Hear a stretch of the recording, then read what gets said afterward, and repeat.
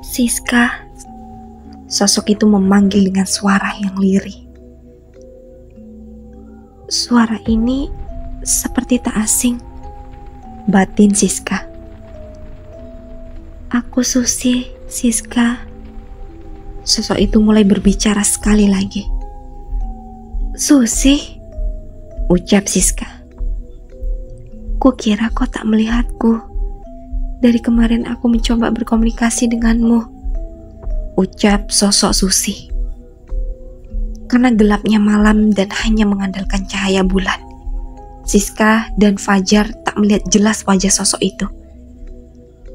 Siska, aku senang kini bisa berkomunikasi denganmu, ucap sosok Susi. Siska baru menyadari setelah mereka memasuki desa Badira, kini mereka semua bisa melihat sosok-sosok tak kasat mata.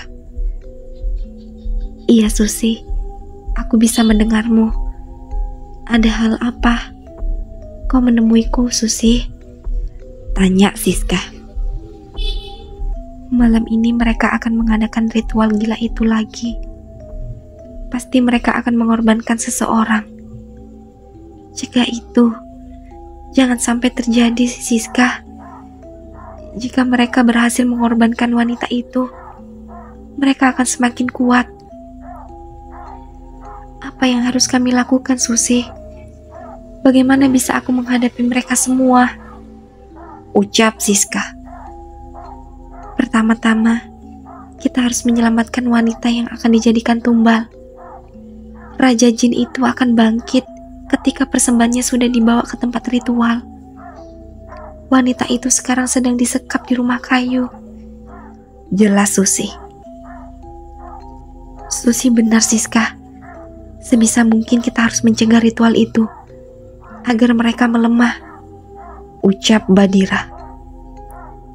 Tapi rumah kayu itu jauh, hampir 1 jam perjalanan. Apa masih sempat? Tanya Fajar. Kalian jangan khawatir, ikuti aku. Aku tahu jalan pintas, ucap Susi. Baiklah, apa kau setuju Jar? Tanya Siska. Aku setuju, tapi bila situasi tidak memungkinkan, kita harus mundur Siska, jawab Fajar. Kalian tenang aja, urusan jin-jin rendahan itu serahkan padaku. Kalian fokus saja pada orang-orang yang berjaga, ucap Badira. Mereka pun mulai mengikuti sosok Susi melayang ke arah perkebunan karet, memasuki perkebunan karet. Suasana terasa mencekam, bahkan suara binatang malam pun tak ada. Sangat beda auranya malam ini.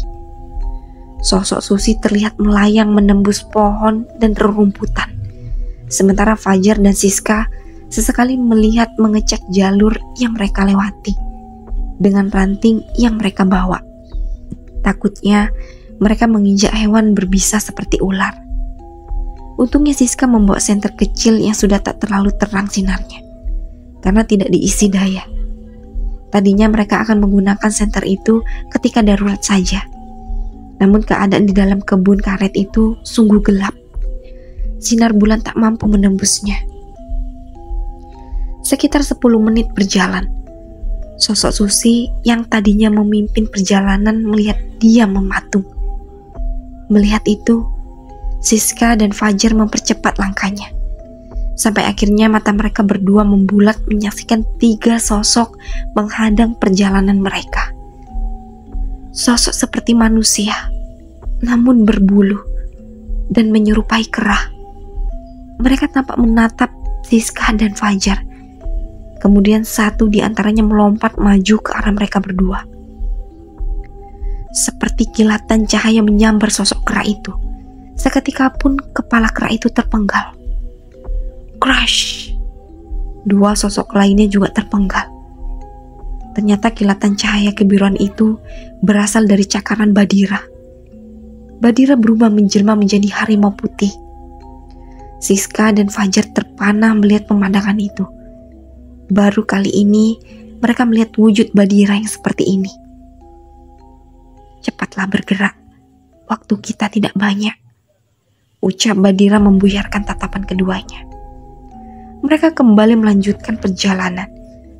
Setelah 15 menit kemudian, terlihat bayang-bayang obor di depan.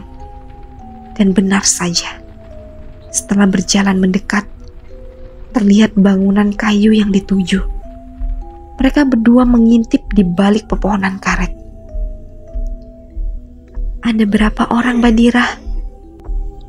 tanya Siska. "Ada 10 orang, Siska.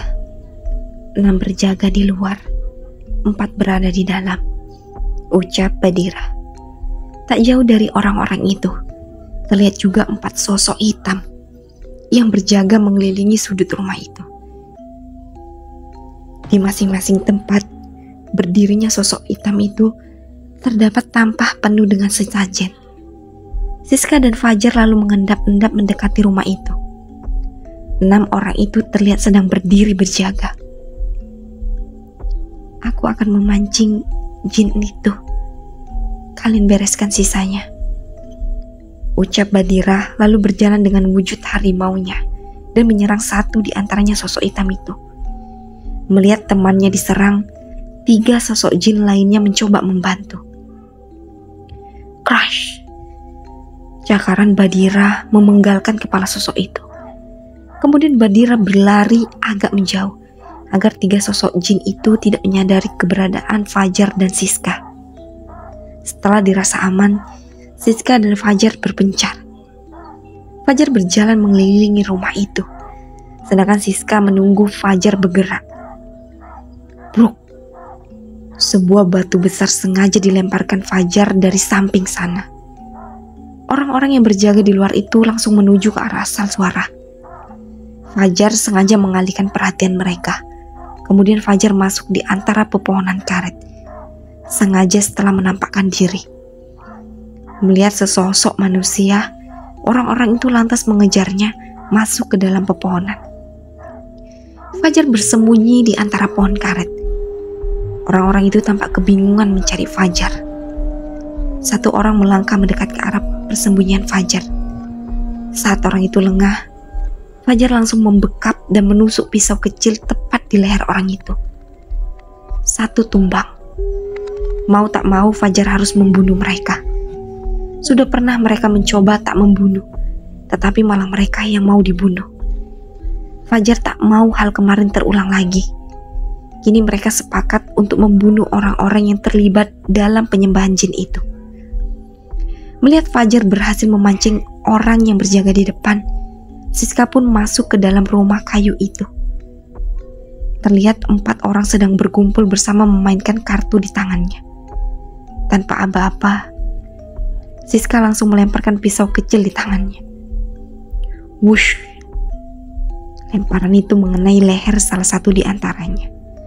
Seketika orang-orang itu langsung tewas. Melihat itu, orang yang lain langsung bangkit dan mengacungkan golok. "Hei, ada penyusup!" teriak salah seorang di antaranya memanggil kawannya di luar. Namun tak kunjung datang. Di luar, Fajar telah melumpuhkan 3 orang. Mendengar teriakan temannya dari dalam rumah kayu, 3 orang itu pun bergegas kembali ke sana. Melihat itu Fajar langsung mengejar orang itu dari belakang, lalu menendangnya. Orang itu tersungkur. 2 orang lainnya yang melihat Fajar langsung menyerang. Mereka mencoba melemparkan golok itu ke arah Fajar. Namun Fajar berhasil menghindar. Dia kemudian melayangkan tinju ke rahang orang itu. Kemudian orang itu tersungkur. Lihat itu temannya yang satunya lagi tak tinggal diam. Dilayangkan goloknya ke arah Fajar. Melihat itu dengan refleks, Fajar dapat menghindar. Ditendangnya orang itu hingga terpental. Diambilnya golok di tangan orang itu, lalu dihunuskan tepat di jantung orang itu. Melihat temannya dibunuh di depan mata, 2 orang lagi mencoba bangkit dan melarikan diri. Tak ingin buruannya lari, Fajar langsung mengejar dan menghunuskan golok dari belakang. Bruk! Seketika orang itu ambruk. Dicabutnya lagi golok itu, lalu dilemparkannya ke arah leher orang yang satunya lagi. Cuk! Golok yang dilemparkan Fajar sukses mengenai leher orang itu. Seketika semua orang itu tewas di tangan Fajar. Sebenarnya Fajar tak ingin membunuh, tetapi sekarang tidak ada pilihan lain. Jika tidak membunuh, maka dia dan Siska yang terbunuh. Berkali-kali dia mengucapkan maaf saat akan mencabut nyawa orang-orang itu. Di dalam rumah kayu, Siska harus berhadapan dengan 3 orang. Dengan sigap mereka menyerang Siska secara bersama. Siska yang dengan mudah membaca gerakan mereka, lalu melemparkan bubuk cabai ke arah mereka. Mereka terlihat gelagapan mengucap mata. Tak butuh waktu lama, mereka dapat dihabisi oleh Siska. Siska lalu mencoba membuka pintu itu, tapi terkunci. Dengan cepat Siska memeriksa merogoh setiap kantong celana pada tubuh orang yang sudah terkapar. Akhirnya Siska menemukan kunci di salah satu kantung celana orang itu. Dia bangkit dan memasukkan kunci itu ke dalam lubangnya. Ceklek. Pintu terbuka. Di dalam terbaring seorang wanita tak sadarkan diri, dengan tangan dan kaki terikat. Siska lalu mengeluarkan pisaunya dan mulai memotong tali itu. Gadis itu sebaya dengan Ruri. "Yar, cepat kemari, bantu aku," panggil Siska. Fajar yang sedari tadi berjaga di luar langsung masuk begitu mendengar suara Siska memanggil. "Tolong angkat wanita ini, kita harus membawanya pergi dari sini," ucap Siska. Tanpa basa-basi lagi, dengan sigap Fajar menggendong wanita itu. "Cepatlah, orang-orang itu menuju ke sini," ucap sosok Susi tiba-tiba muncul di antara mereka. Tanpa berlama-lama, mereka pun segera pergi dari rumah kayu itu. Dari jauh terlihat titik-titik cahaya obor mendekat. Sepertinya orang-orang itu ingin menjemput tumbal mereka. Siska dan Fajar segera masuk ke dalam rimbunan pohon karet. Mereka mengikuti sosok Susi yang memandu jalan. Sementara Badira juga berjalan di belakang mereka dengan wujud harimaunya. Mereka berjalan pelan menelusuri kebun karet yang mereka lalui tadi. Tapi kali ini, senter tidak dihidupkan. Mereka berdua tidak ingin cahaya senter itu membuat orang-orang itu mengetahui posisinya. Mereka tidak bisa berlari karena beban di pundak Fajar. Perjalanan pulang mereka menjadi 2 kali lebih lambat dari perjalanan pergi. Kini pasti sekelompok itu akan murka karena tumbal mereka telah hilang. Setelah 30 menit berjalan, tibalah mereka bertiga di jalan utama, dekat dengan bekas rumah Siska. Mereka berdua sempat beristirahat sejenak di rumputan. "Siska, Fajar, lari sekarang juga," teriakan Badira mengejutkan mereka. Padahal baru saja berhenti mengambil napas, apalagi Fajar yang memang sangat lelah. Namun tak ada pilihan lain. Dia memaksakan dengkulnya untuk bangkit. Dengan sigap dan secepatnya mereka berdua lari menuju persawahan dekat sungai. Di belakang mereka telah tiba puluhan orang sambil membawa obor. Langkah mereka yang lambat mungkin membuat mereka tersusul. Dipacu adrenalin tinggi, kini Fajar dan Siska berlari sekuat tenaga, tak peduli dengan gelapnya malam. Untungnya lampu jalanan itu masih berfungsi, walau tak semuanya hidup. Nafas kian memberat, langkah mulai melambat seiring stamina yang menurun. Apalagi Fajar yang menggendong badan berat di punggungnya. Namun tak menyurutkan langkah kaki mereka berdua berlari. Sampai tiba di ujung jalan, mereka dihadang oleh sosok nenek-nenek yang tegak berdiri di tengah jalan. "Jar, cepat lari, bawa gadis ini ke hutan. Ikuti sosok Susi. Sebisa mungkin aku akan menahan wanita tua itu," ucap Siska memerintah. "Tidak Siska, bagaimana bisa aku meninggalkanmu? Gama menyuruhku menjagamu," ucap Fajar menolak. "Aku akan baik-baik aja. Aku bersama Badira akan menyusul. Tidak usah khawatirkan aku, Jar," ucap Siska mencoba meyakinkan Fajar. Padahal sebenarnya dia juga sudah pasrah. Namun lagi-lagi nalurinya memaksa untuk menyelamatkan gadis itu. Tidak Siska, kita harus bersama. Aku tidak ingin kau menjadi korban mereka. Lagi-lagi Fajar bersikeras. Jangan pikirkan aku. Aku berjanji akan kembali. Aku tidak berencana mati di sini. Cepatlah. Siska berteriak agar Fajar menurutinya. Dengan langkah yang tak secepat tadi, Fajar berlari melewati sosok nenek-nenek itu. Nenek itu membiarkan Fajar melewatinya. Tentu saja, karena sejak awal Siska lah yang diincarnya. Kini Fajar menjauh memasuki area persawahan. Sesekali dia tampak melihat ke belakang, berharap Siska menyusulnya. Sosok Susi terus memandu langkahnya. Kini Siska sudah berhadapan dengan nenek-nenek itu. Badira tampak diam mengawasi gerak-gerik wanita tua itu.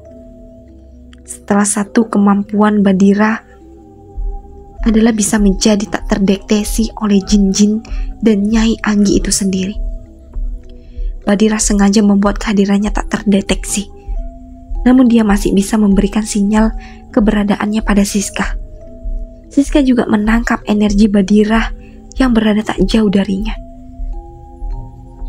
Sudah kuperingatkan waktu itu padamu, jangan ikut campur urusan kami, ucap Nyai Anggi penuh kemenangan. Jadi begini wujud aslimu, Anggi Wiarsi, balas Siska sengaja memancing.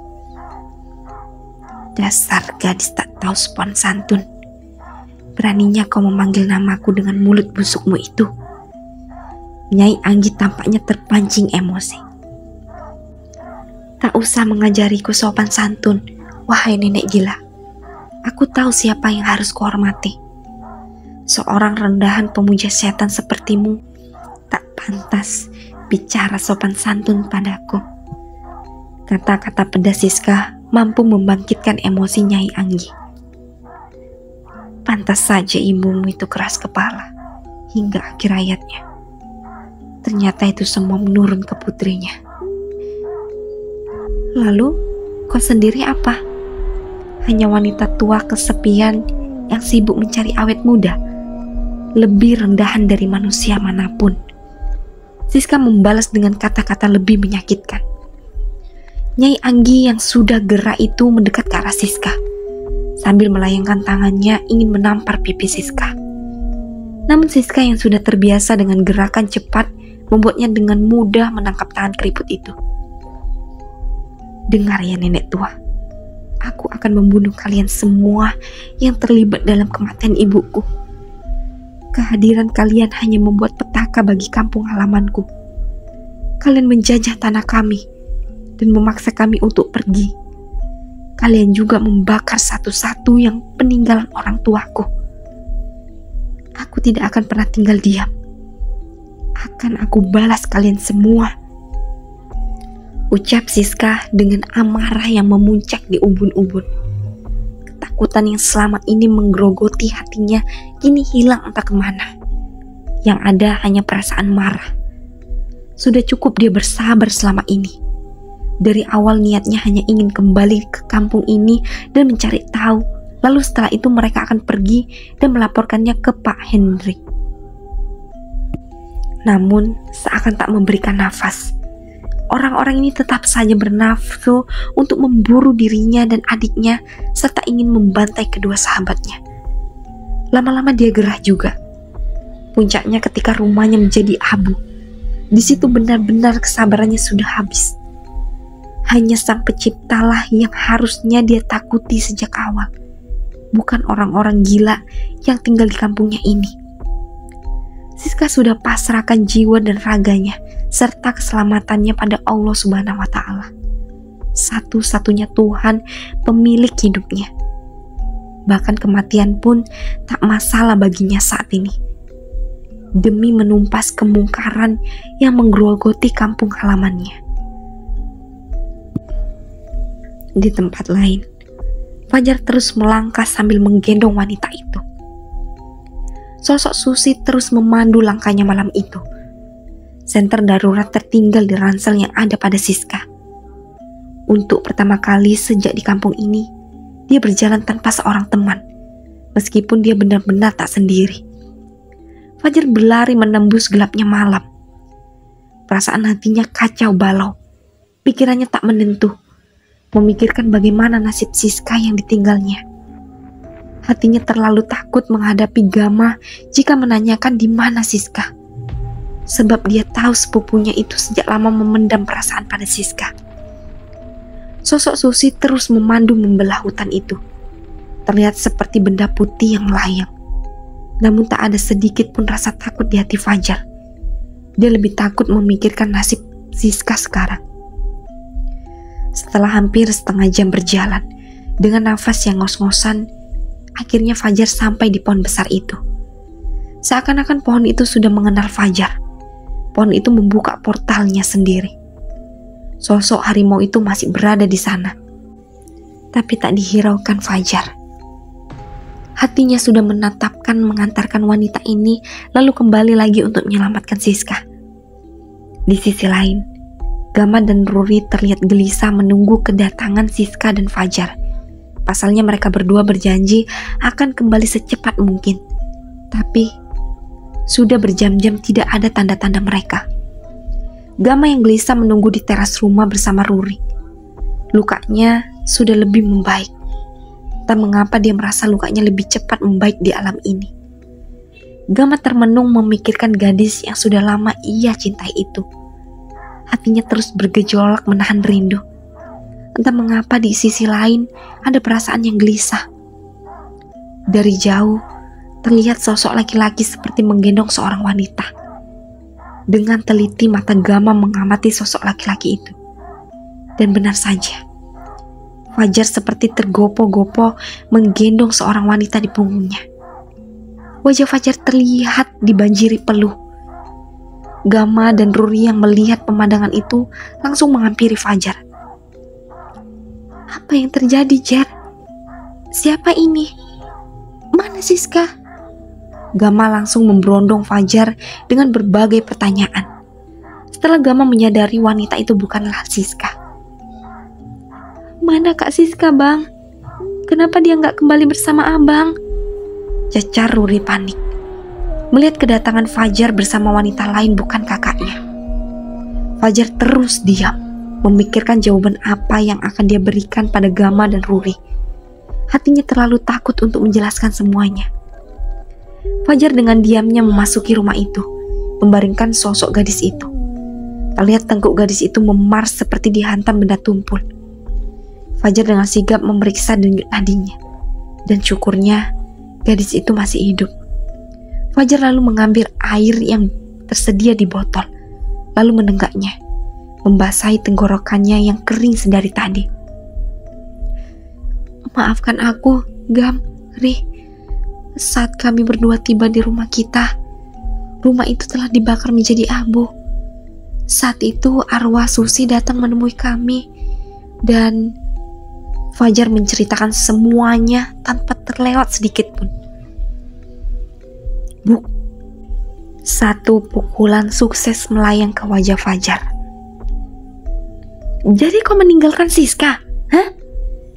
Bagaimana kalau malam ini dia yang dijadikan tumbal? Tumbal orang-orang sesat itu, Jar. Gama memegangi kepalanya, menahan amarah di hatinya. Lalu ditariknya kembali kerah baju Fajar. Tangannya mengempal, hendak melayangkan tinju ke wajah Fajar lagi. Melihat itu, Ruri buru-buru melerai Gama yang hendak mengajar Fajar lagi. Ruri dengan sigap membentangi tubuh Gama dengan tubuhnya. Udah Bang, udah, cukup. Kita cari solusinya bersama-sama ya. Ruri mohon Bang. Kak Siska gak selemah ini. Ruri yakin Tuan Badira pasti melindungi Kak Siska. Ucap Ruri mencoba menenangkan suasana yang sudah kalut. Terlihat Fajar kembali bersiap-siap. Fajar mengambil tas kecil dan mengisinya dengan berbagai alat yang diperlukan.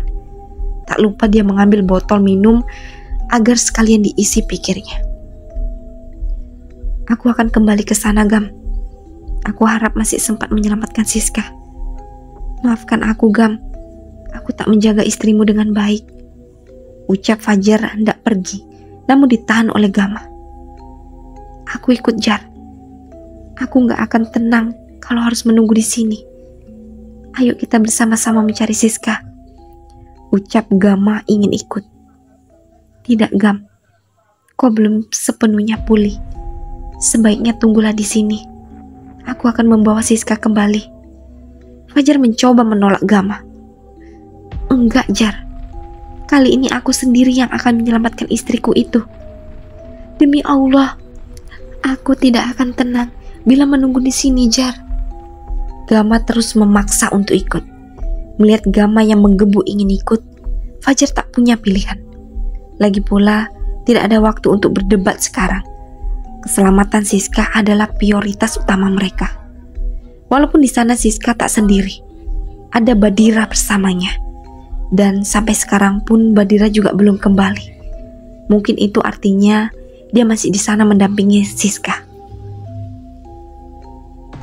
Aku juga ikut kalian, seru Ruri.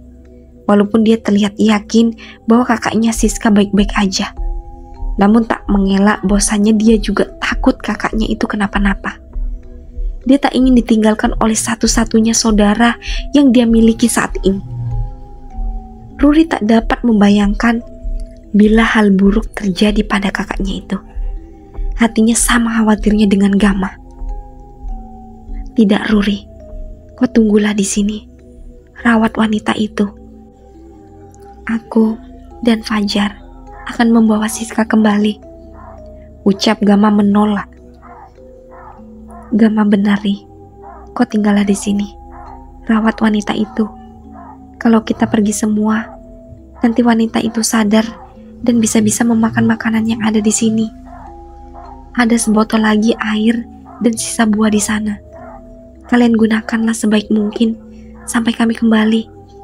Ucap Fajar mencoba meyakinkan Ruri.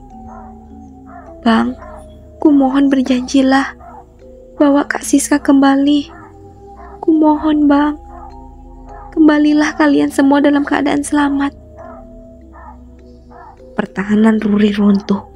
Air mata yang sedari tadi ditahan kini membajari pipinya. Hatinya terlalu khawatir melepas semua orang yang bersamanya. Pikiran buruk menghantui kepala Ruri. Bagaimana kalau mereka tak kembali? Bagaimana kalau terjadi sesuatu pada Kak Siska? Batinnya berkecamuk. Melihat Ruri yang menangis dengan sedihnya, Fajar kemudian memeluk gadis yang telah sah menjadi istrinya itu. Dia dekap tubuh kecil Ruri. Lalu Fajar mengatakan, "Sudah, tenangkan dirimu. Abang berjanji akan kembali membawa Kak Siska kembali. Yang terpenting, sekarang Ruri bantu doakan kami. Bantu kami dengan iringan doamu yang tak putus-putus.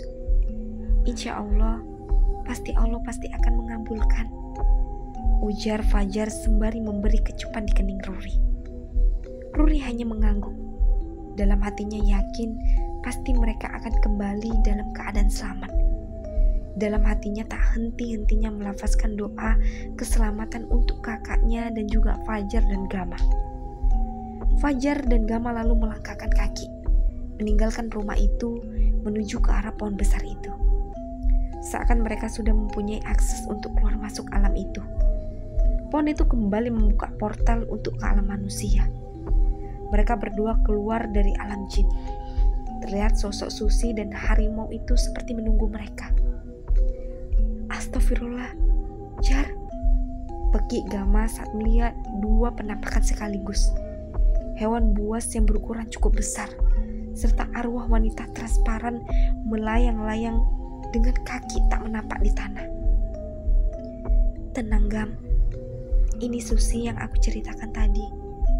Sedangkan ini harimau teman istrimu. Mereka tidak akan menyakiti kita. Ayo cepat. Fajar menjelaskan kepada Gama. Dia sudah bercerita tentang Susi, tapi lupa menceritakan sosok harimau yang menunggu di pohon besar itu. Keduanya lantas membelah hutan lebat malam itu.